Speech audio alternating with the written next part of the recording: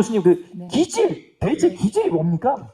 그러니까 이제 기질하면 여러분들 많이들 아마 알고 계실 거예요. 기질이란 말 하도 많이 들으셔서. 그리고 또 상담센터에 제가 있었을 때는 어머님들이 다크서클이 여기까지 내려왔다? 그러면 대부분 이제 기질 문제. 근데 이제 기질은 이제 뭐 사람이 타고난 어떤 이 지문과도 같다 뭐 이런 이야기까지는 하는데요. 타고난 생물학적인 특성.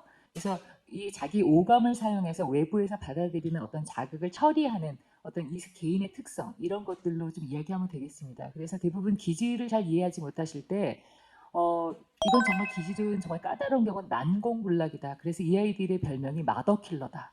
네, 이렇게까지 이야기해서 어머님도 굉장히 난항을 겪고 있는 그런 특성이라고 좀 볼 수 있겠습니다. 좀 그걸 좀 잘 이해하도록 같이 좀 이야기하는 시간이 됐으면 좋겠습니다. 네. 그럼 기질이라는 게 결국 이제 태어날 때부터 가지고 있는 거니까 혹시 네. 그냥 다 부모가 물려준 거 아닙니까? 결국 그 부모의 그 자식 아닙니까? 그 유전적인 소인도 사실 없지는 않지만 네. 100%또 그렇게 말하기는 또 어렵다 이렇게 말씀드릴 수 있습니다. 그래서 모든 아동이 가지고 있는 증상이 다 부모에게서 물려받은 건 또 아니죠. 그렇기 때문에 여러 가지 다양한 측면들을 좀 고려해야 하는데 아이들이 그냥 좀 가지고 태어난 지문처럼 그냥 개인의 어떤 특성이다 이렇게 생각하시면 될 것 같습니다. 그렇습니다. 네.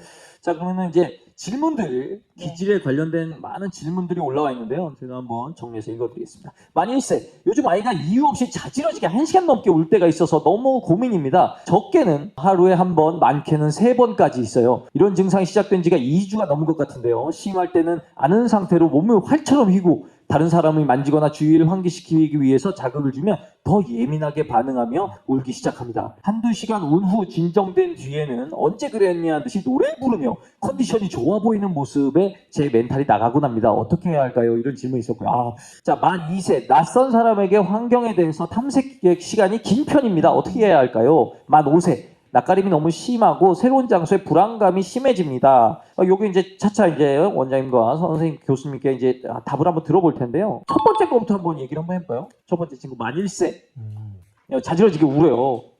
사실은 기질이라는 거는 사실 우리가 뭐 예민한 아이, 뭐 까다롭다, 뭐 순하다 이렇게 이분법적으로 판단할 때가 많습니다. 근데 실제로는 그 기질을 보는 데는 여러 가지 뭐 또 행동 특성들이 있어요. 예를 들어서 에너지 레벨이라든지 아니면 주된 정서 상태. 어떤 아이들은 생글생글 잘 웃는 게 주된 정서인 친구들도 있고 어떤 친구들은 조금 더 울거나 보채고 짜증이 많은 친구들도 있죠. 그래서 1세 지금 아이가 나왔는데 이제 진정이 잘 안 된다. 사실 이때는 자기 특성에 따라 조금 더 그 뭐 뒤척이고 보채고 이런 게 좀 긴 아이들이 있는 겁니다. 이건 사실은 어떻게 보면 타고난 아까 지문이라고 하셨죠. 타고난 어떤 성향 같은 겁니다. 이제 표정을 딱 봤을 때 그래도 내가 너무 힘들다 이렇게 느끼실 때가 있죠. 근데 중요한 건 사실 이 타고난 성향 자체를 우리가 바꾸려고 하는 것보다 이거 어떻게 잘 다스려주면 되는 거거든요. 예를 들어서 어떤 이런 친구 같은 경우 환경 변화에 조금 더 예민하겠죠. 그러면 관찰력도 좋을 수도 있고 뭔가 오감에 좀 예민한 친구이기 때문에 예술적일 수도 있겠죠. 그래서 이건 좀 먼 얘기긴 하지만 아이 기질이라는 건 타고난 성향이고 그거에 따라서 어떤 부모가 조금 힘들 수도 있겠지만 처음에는 이게 자연스러운 모습이다라는 걸 이해하는 게 중요할 것 같습니다. 그리고 단순히 예민하다, 아니다 이분법적으로 판단하는 건 좀 우리가 지양해야 될 것 같아요. 우리가 너무 힘들면 그냥 얘는 그냥 예민한 아이, 까다로운 아이 이렇게 말하거든요. 근데 실제로 그럴까요? 어떤 면은 예민한 것도 있고 어떤 면은 좀 둔감한 것도 있죠. 그리고 상황에 따라서 다르고 또 컨디션에 따라서 다른 겁니다. 그래서 여러분들이 이런 아이를 볼 때 조금 더 열린 마음으로 느긋하게 볼 수 있으면 좋을 것 같습니다. 솔직히 저는 한두 시간 운다는 게 이게 납득이 잘 안 되거든요. 이게 그런 체력이 있나 애들이? 울죠. 네. 아마 여기 경험하신 분들 꽤 계실걸요? 내 자녀도 한두 시간씩 운다. 오 진짜요? 애들이 홍삼을 먹나? 왜 이렇게 좋지? 네, 그래서 다가가서 달래면 달랜다고 울고요. 네. 또 그래서 그래 울어라 하면 또 간다고 울어요.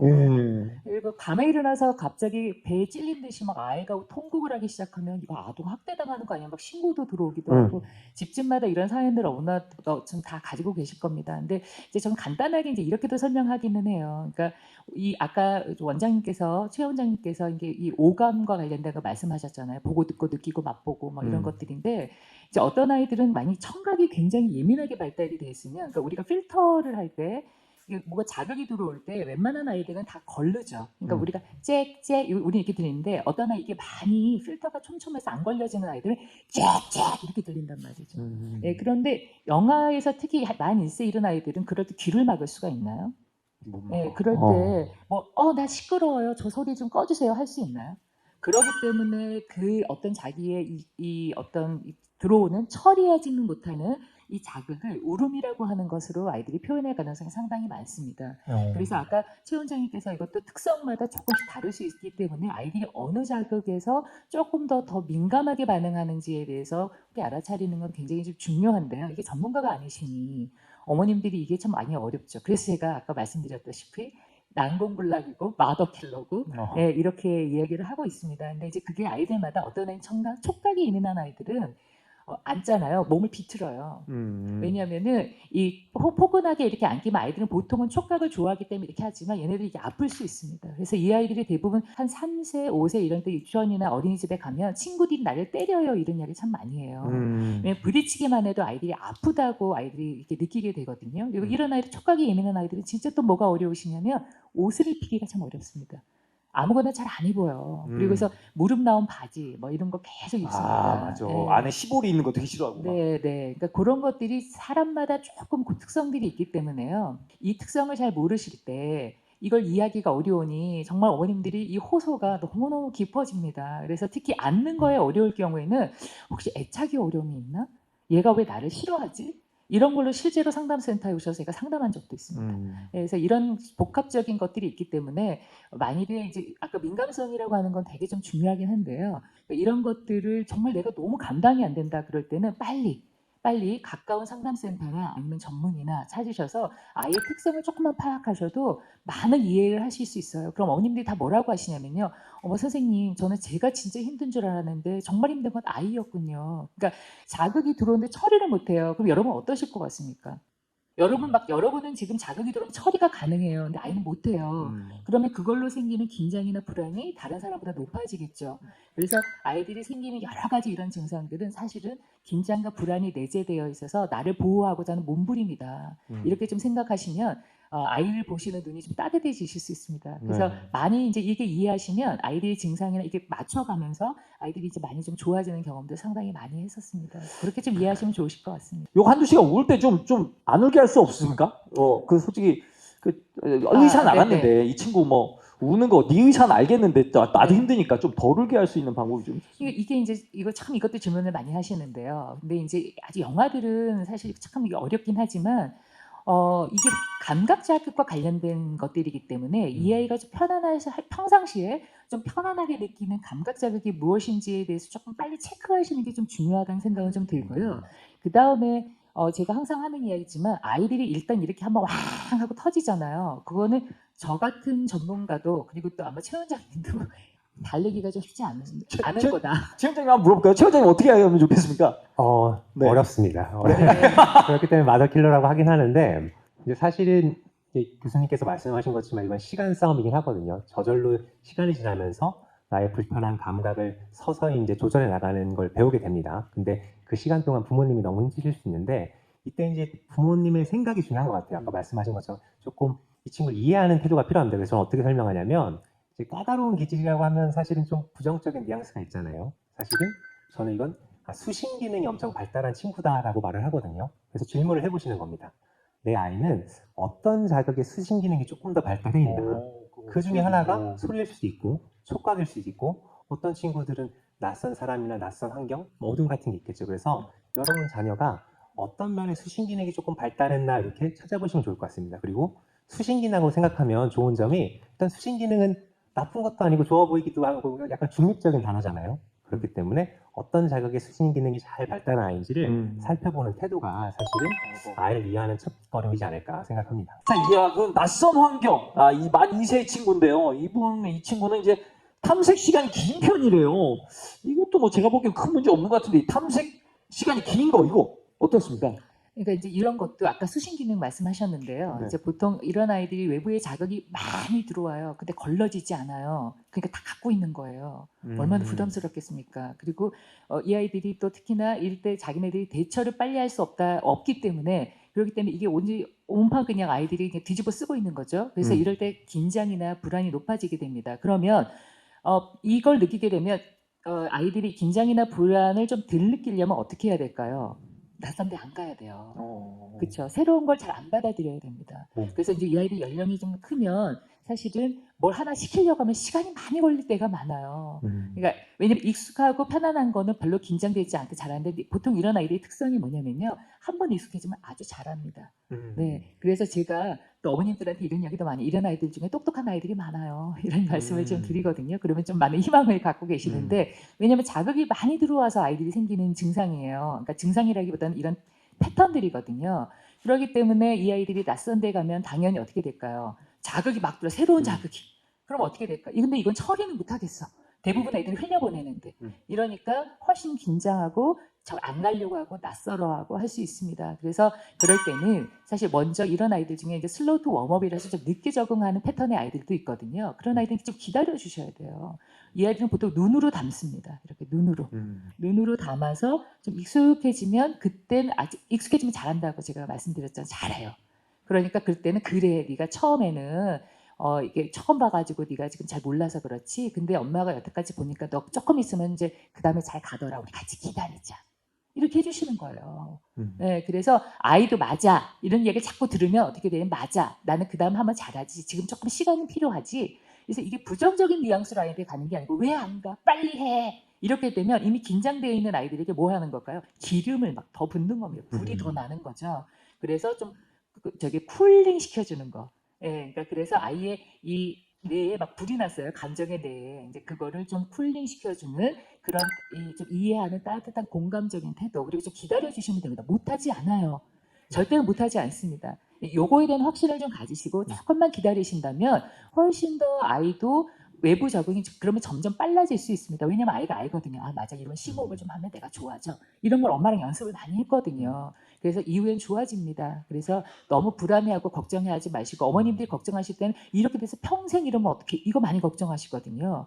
이거는 아이가 재채기를 했다고 아이가 중병에 걸린 거 아니냐 이렇게 막 오해하시는 거하고 같습니다. 그래서 그거 좀 믿는 마음으로 내 아이가 발달을 이렇게 이 아이 패턴대로 간다. 이 믿음을 좀 갖고 계시면 조금 편안하게 아이와 대처하실 수 있지 않을까 이렇게 생각합니다. 자, 그러면 이제 만 5세 이 친구도 만 2세 친구 그 탐색 시간이 긴 친구와 약간 비슷한 것 같은데 새로운 장소에 불안감을 느낀답니다. 예, 이거 어떨까요? 이것도 아까 기질로 한번 설명을 해볼게요. 그래서 네. 최대한 간단하게 설명을 해야니까 수신 기능이 아까 발달하다고 했죠. 그럼 이 친구는 낯선 장소, 아니면 다른 사람의 시선, 다른 사람의 평가 이런 거에 수신 기능이 아주 발달한 친구이기 때문에 거기 약간 압도당하고 메인 감정은 이제 불안이라는 감정이 생기기 때문에 당연히 위축되는 겁니다. 아이가 안 하려고 하는 게 아니고요. 당연히 불안하니까 위축되는 거죠. 그래서 이걸 첫 번째 이해되고 그렇기 때문에 아까 수신 기능이 많이 발전했기 때문에 감각을 조금 조절해 주시면 좋겠죠. 예를 들어서 아주 어린아이가 아까 소리 자극이 예민하다.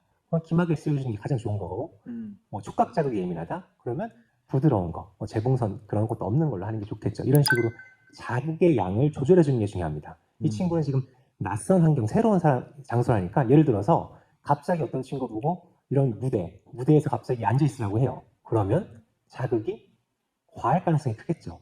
그럼 어떻게 하느냐? 우리는 단계적으로 현명하게 계획이 있어야 됩니다. 아이가 낯선 환경에 불안해한다. 그러면 아주 친한 친구 한두 명만 집에 초대하는 거죠. 그것부터 해보는 거예요. 그래도 괜찮다. 그럼 3-4명 초대하고 그래도 괜찮다. 그러면 딴 집에 가보고 그 다음에 이제 조금 더 넓은 공간에 가는 거죠. 그래서 예민한 기질, 약간 낯선 곳에 어려움이 있을 때는 무조건 푸시하는 것이 아니라 우리에게 약간의 계획이 있어야 되고 그 계획은 자극의 양을 조절해 주는 걸 여러분이 알려주셔야 됩니다. 자극의 양을 단계적으로 올려준다라고 생각하셔서 그 영화 기생충 보면 그런 얘기 있잖아요. 뭐요? 너에게는 내 계획이 있다. 계획이 좀 있어야 된다. 무조건 너 할 수 있어. 이거 힘든 거 아니야. 이거는 아이는 힘들어하는데 나는 힘들어하면 안 되는 건가? 이런 잘못된 메시지를 전달할 수 있기 때문에 무조건 할 수 있어 해봐 보다는 조금 더 여러분들이 단계를 밟아가시면 좋을 것 같습니다. 자, 그러면은 이제 현장의 질문을 한번 받아보도록 하겠습니다. 네, 안녕하세요. 서울 사는 유병석이라고 합니다. 네. 저희 딸은 이제 28개월인데요. 아침에 그러니까 일어날 때하고 낮잠 자고 일어날 때 너무 많이 울면서 일어나거든요. 그러니까 이게 한두 번, 그러니까 항상 그러고 이게 한 두세 달 정도 된 것 같아요. 그래서 이게 찾아봐도 잘 나오지도 않고 그래서 이게 너무 궁금해가지고 그러니까 울면서 깨면 이게 뭐 좀 오래 걸리거든요. 이게 진정될 때까지 한 15분, 20분 뭐 이 정도씩 안아줘도 그렇게 걸리고 뭐 그렇게 되는데 이거를 좀 이유를 알고 싶고 어떻게 좀 해야 되는지 그게 궁금합니다. 너무 이분법으로 말하지 말자 이렇게 말씀하시면 저도 동감하는데요. 어쨌건 조금 까다로운 범주에 있는 아이들, 이런 아이들이 정말 내 아이가 까다로운가 까다로우지 않는가라는 걸 체크하는 세 가지 기준이 있어요. 먹고 자고 싸고입니다. 네, 요 세 가지가 만일 좀 걸리면은 이 아이가 외부 자극에 대해서 빨리 소화해내는 능력이 이게 너무 자극을 많이 받아들여서 아이가 좀 버거워하는구나. 이제 이렇게 생각하셔야 되는데요. 대부분 28개월의 아이들이 보면은 일어나서 좀 많이 울기도 해요. 근데 아까 최 원장님께도 말씀하셨지만 이게 이제 피크가 한 만 3세 정도가 기질과 관련돼서 이런 울고 뭐 이러는 거는 만 3세 때 거의 한 정점에 이르다가 한 만 5세 정도 되면 익숙하게 자기 패턴을 찾아가게 됩니다. 그래서 이 행동은 아마 조만간 없어질 것 중에 하나입니다. 예, 그러니까 희망적이네요. 네네. 그러니까 이걸 가지고 너무 막 이거를 막 당장 뭐가 어떻게 되나 이렇게 너무 걱정하지 마시고요. 이 행동은 앞으로 감소할 건데 보통 아이들이 이제 이 까다로운 범죄에 있는 아이들이 뭔가 변화되어질 때 요거를 받아들이는 게 조금 더 어려움이 있습니다. 그래서 보통 전환의 어려움이 있다 이렇게 얘기하거든요. 그래서 뭔가 새로운 거를 받아들이는 것도 그래서 어렵고 또 그걸 그만두는 것도 좀 어렵습니다. 그래서 아마 아이들이 선잠 깬다고 그래서 그럴 때 이제 아이들이 좀 많이 울게 되는데요. 그럴 때 보통 이 아이가 이럴 때 좀 편안하게 느끼는 자극이 뭘까? 만약 이 아이가 좀 청각적으로 뭔가 좀 자극이 있었을 때 편안하다든지 뭐 이런 자극들이 있었을 때 그런 자극을 좀 찾아서 얘를 음악 같은 거나 이런 걸로 아이가 항상 편안했다면 좀 음악을 좀 들려주시든지 아니면 얘가 촉각에 대한 그 자극이 좀 편안함을 좀 받아들이면 그럴 때 이제 좀 마사지나 이런 것들을 해주시는 게 좋은데 마사지나 이런 것도 털 반대 방향으로 이렇게 올려버리시면 오히려 더 각성이 올라간다고 이렇게 이야기합니다. 그래서 이렇게 쭉쭉 내리시거나 아니면 좀 꾹꾹 눌러주는 마사지 이런 것들이 아이를 좀 긴장을 좀 이완시킬 수 있습니다. 아니면 발바닥이나 뭐나 이런 걸 좀 막 눌러주는 거라든지 그래서 이 아이가 좀 편안하게 느끼는 감각 자원이 뭘까 이런 것들을 한번 다양하게 한번 좀 시도해 보셔서 좀 찾아보시면 어떨까 하는 생각이 드는데요. 이때 이제 아이들이 막 괜찮아 울지 마 이러면 더 울어요. 왜냐하면 이것도 아이에게는 또 하나의 자극이 됩니다. 그래서 그럴 때 막 나중에는 막 이제 이렇게 되시잖아요. 그러니까 이럴 때 말을 좀 더 줄이시고 아니면 좀 부드럽게 아이들이 어렸을 때는 아빠 목소리가 많이 좀 도움이 된다고 합니다. 이 중저음의 이런 목소리들이.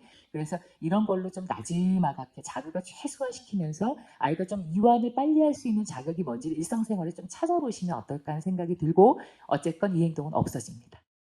네, 안녕하세요. 저는 24개월 여자아이를 키우고 있는 문상현입니다. 네네. 저희 아이는 좀 지금 말씀하신 게 다 해당되는 아이이긴 한데 특히나 잠으로 좀 예민한 아이라서요. 통잠을 아직까지 한 번도 안 자고 저랑 살이 떨어지면 잠에서 깨고요. 그러니까 진짜 조그만한 부스럭 소리에도 잠에서 깨서 너무 힘든데 저는 아이를 낳은 후로 새벽에 화장실을 자꾸 가고 싶어요. 저희 지금 새벽만 되면 애가 울고 막 정말 분리수면은 꿈도 못 꾸겠고 근데 사람들이 다 애는 나중에 크면 괜찮아져라는 말만 하는데 사실 저희는 잠을 좀 잘 자고 싶거든요. 맞아요. 이 잠을 못 자니까 모든 생활이 다 무너지고 너무 힘든데 애는 또 5시면 일어나서 엄마 난 다 잤어. 아침에 인간을 낳으시고 잠이 짧아요. 10시 넘어서 자도 5시면 일어나고 이게 괜찮은 건지 이 아이를 기다려주면 되는 건지 아니면 제가 어떤 노력을 해야 하는 건지 잘 모르겠습니다. 지금은 살이 떨어져 있는데 애는 지금 어디 있습니까? 어린이집에 갔습니다. 근데 그렇군요. 또 신기하게 어린이집에선 잘 자요. 그렇군요. 네. 이러면 엄마가 차라리 안 보이는 게 좋지 않을까요? 실제로 비슷한 사례 같은 게 많습니다. 네. 집에서는 밥을 안 먹는데 네. 어린이집에서는 2공기를 먹고 온다. 뭐 이런 것도 있고요. 그러면 이건 뭔가 집과 외부와가 뭔가 차이가 있는 거겠죠. 그게 뭔지를 살펴보는 게 중요합니다. 그리고 잠이라는 것도 사실은 이제 많은 분들이 통잠을 자야 되느냐 뭐 이런 걸 걱정하시잖아요. 또 방법도 여러 가지가 있습니다. 한 번에 끊게 하는 것도 있고 서서히 하는 것도 있고 또 아이 정서에 안 좋을 것 같아 천천히 하는 것도 있고 제가 명확하게 말씀드리지만 사실 어떤 게 더 우월하다 아니다 이렇게 딱 나눌 수 없습니다. 제일 중요한 건 어떤 방식을 쓰느냐보다 여러분의 마음입니다. 여러분이 예를 들어서 작은 소리에도 내가 너무 불안해요. 그래서 아이가 조금 있어도 잘 수도 있는데 내가 먼저 다가가는 경우도 있습니다.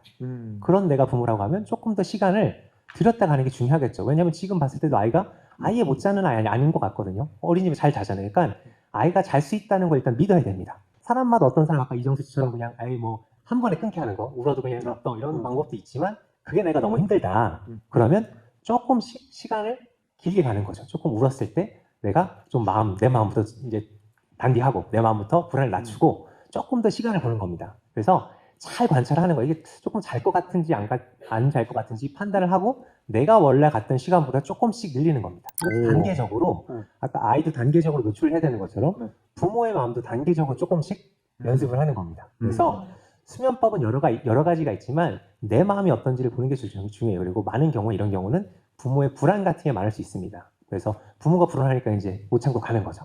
그러면 아이 스스로 잠깐 깼다가 다시 잠들면 연습하기가 좀 기회가 부족하겠죠. 그래서 여러분의 마음 그리고 조금씩 시간 간격을 두는 연습을 해보시는 게 도움이 되지 않을까 싶습니다. 또 어머니께서는 또 답답한 마음에 이게 진짜 기다리면 이제 해결되는 겁니까? 라고도 물으셨는데 이거 어떻게 자신감 있게 이거 해결된다고 얘기를 해주시고 전 재산을 걸고 전재산까지는 전재산 거의 걸 수 있는데 네. 잠 문제는 대부분 좋아진다. 그리고 중요한 건 혹시 낮잠을 너무 많이 자는지 이런 것도 좀 보셔야 돼서 처음에는 약간 제가 권유드리는 건 정말 얘가 졸릴 때만 재우는 겁니다. 뭐 몇 시에 재워야 돼. 이게 사실은 나의 규칙이잖아요. 그렇죠? 아이는 졸리지도 않은데 재워야 될 수도 있거든요. 그래서 처음에 그러면 한 12시 1시에 자서 다음에 7시에 일어나야 돼요. 6시간밖에 못 자면 6시간밖에 못 자는데 어떡하지? 이런 거 3, 4일 자면 자기가 먼저 자게 됩니다. 그래서 너무 여러분들이 제 시간에 자야 되고 이런 압박감을 벗어나는 게 중요하지 않을까. 그리고 대부분의 아이는 그렇게 서서히 자기 수면 패턴을 찾아가게 되기 때문에 제 전 재산을 거의 걸고 거의 좋아질 수 있다라고 말씀드리겠습니다. 이러면 어떻게 좀 마음에 안심이 되시죠? 예, 좋습니다. 또 질문, 네네네. 만 3세 딸아빠 그 박준우라고 합니다. 네.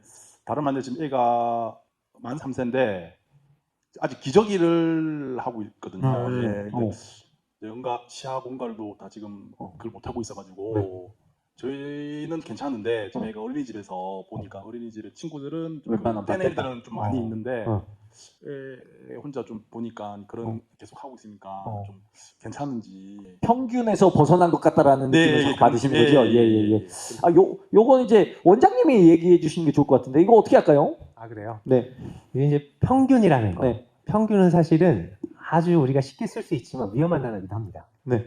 사람마다 발달 속도도 다르고 키도 평균이 있지만 더 큰 사람도 있고 작은 사람도 있고 그게 그 자체로 잘못된 건 아니죠. 그리고 만 3세라고 했는데 만 3세가 기저귀를 못 대는 게 아주 이상한 시기인가?